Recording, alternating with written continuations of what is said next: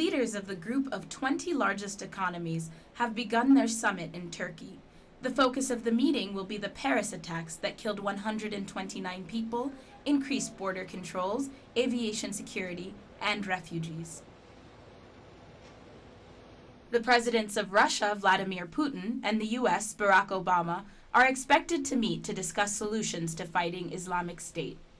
The European Commission President, Jean-Claude Juncker, called on leaders to not confuse refugees and asylum seekers with extremists, asking them not to alter EU's agenda on refugees and to not give in to negative reactions blaming people fleeing from violence in the Middle East. We should not mix the different categories of people coming to Europe. The one who is responsible for the attacks in Paris cannot be put at equal foot with real refugees, with asylum seekers and with displaced people. He's a criminal and not a refugee and not an asylum seeker. France, the United States, and Iran were notified beforehand that they would be targeted by the Islamic State group.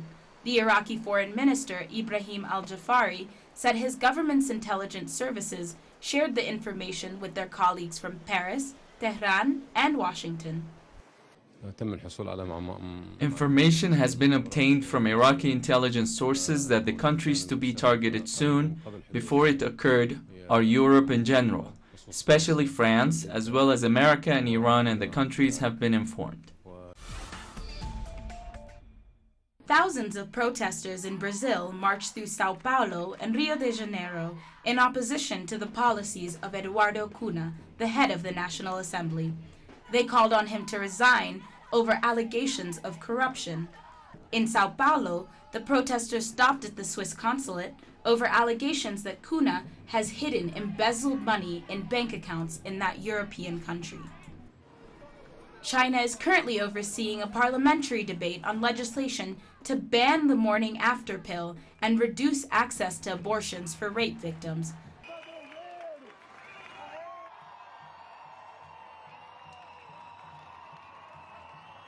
We don't want Cunha. He is a conservative, not good for women, and he takes off our rights.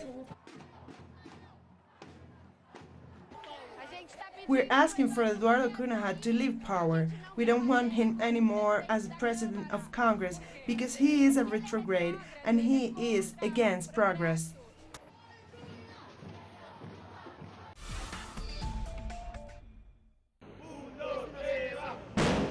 The majority of Argentina's left-wing political parties and organisations agree that although the Front for Victory administrations that have governed Argentina since 2003 have fallen short in many areas, it has unquestionably improved the lives of the majority of the population, and that in order to continue with socio-economic reform, they are the only political option that guarantees that, even if it means voting for Daniel Scioli, who is vastly considered a more moderate figure than the Kirchners.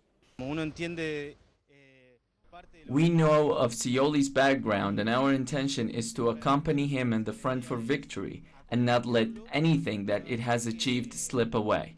On the contrary, we will put the pressure on them to pass deeper reforms.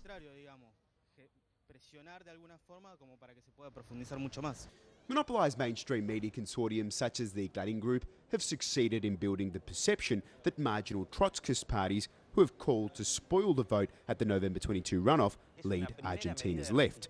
What they deliberately choose to conceal is that multiple leftist parties are actively campaigning for the Front for Victory's re-election. If you are on the left in Argentina today, you have to support the governing political process in order to go for more and make all the social transformations that still have to be made.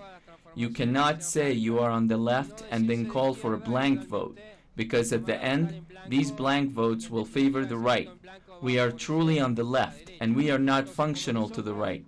So, on these 20 seconds, we are voting for the Front for Victory, Scioli for president.